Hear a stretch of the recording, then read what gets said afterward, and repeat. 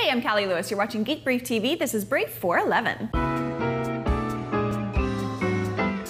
It's Innovation Week on GBTV. For my whole life, I've interacted with computers the same way. The keyboard and mouse combo has served technology well, but there's a limit on how quickly we can interact with machines when we're using a keyboard and a mouse. As processing power grows, our computers can handle smarter, more intuitive input. HID stands for Human Interface Device, or Human Interface Design. It's also referred to as HIT, which stands for Human Interface Technology. It's one of the most exciting areas of tech research because it's moving us away from the artificiality of the keyboard and mouse into interaction that's more elegant and organic. HID research has been going on for years, but it really captured popular imagination in 2002 when Tom Cruise started moving images around using his hands in the movie Minority Report. After that movie, my mouse started feeling like a pretty primitive tool in my hand.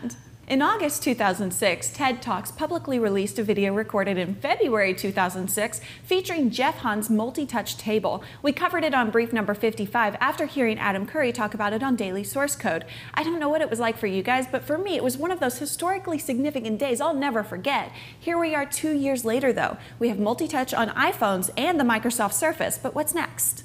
HID research includes speech recognition, motion recognition, things like eye tracking, and the ultimate, brain control. Speech recognition is a massive challenge, and I get frustrated with the slow pace of progress every time I call customer service. Recognition can be pretty good in a system where a user is willing to sit down and train an application to understand, but few people are willing to take the time to do that. The goal is a system smart enough to understand the massive variety of accents and speech patterns it'll encounter. Even when all the technical issues with speech recognition have long been solved, though, it isn't an ideal solution because it's noisy. Imagine an office filled with cubicles with every person talking to a computer.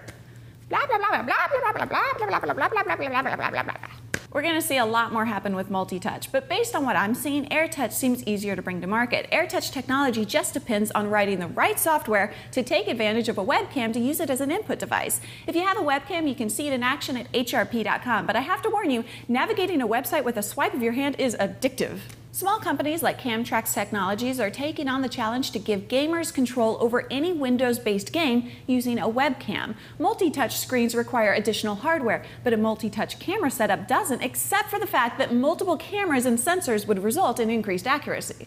The ultimate goal in human interface design, at least as far as I'm concerned, has to be the ability to control a computer with your brain. We want to be able to think the words and make them appear in a document. We want to be able to think about a photo and have it pop up on the screen. We've talked about the Emotive Epic headset for gaming. It's scheduled to launch later this year for under $300, and it gives gamers thought control over what's happening on the screen. Take a look.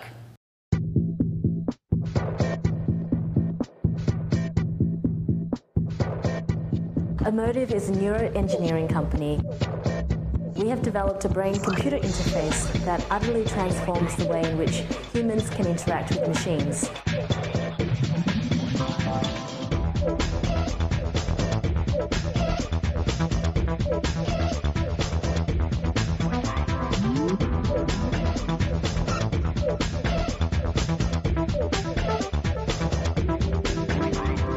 Up until this point in time, the way that we interact with machines has always been in a very conscious or direct form. So whether it's something as simple as turning on the light with a switch or as complex as programming a piece of software, we've always had to give a command to a machine or a series of commands for it to do anything for us.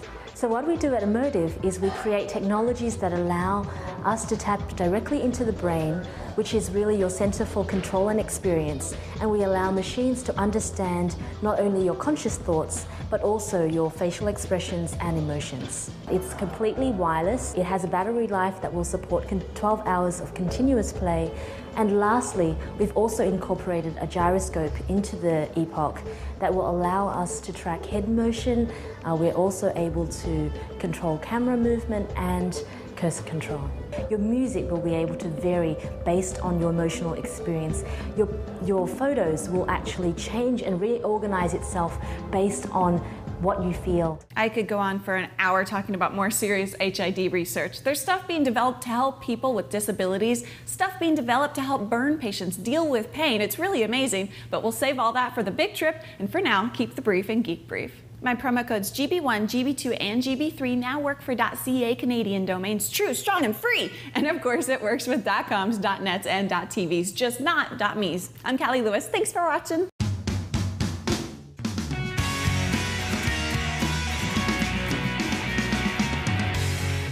I keep. Bye. Bye.